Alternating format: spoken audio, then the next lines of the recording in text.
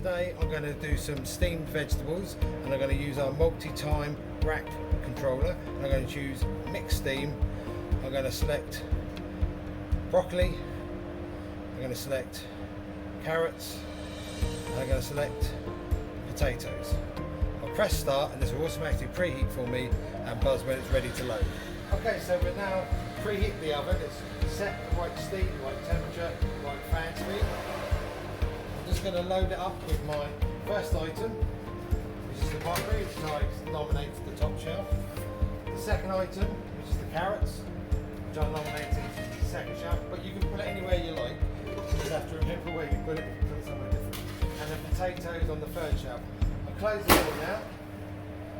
I'll press start on each one and a countdown. You can see it's individually timed for the different products. As you can hear, the alarm's gone off. We've already removed the broccoli. I'll take the carrots out now. Lovely bright colour, perfectly cooked, still nice and crisp.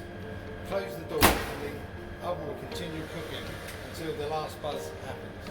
Okay, so taking the last product in now, it says end, so I know which one to take out, and even the rack that it's on will flash and say end. I'll take it out.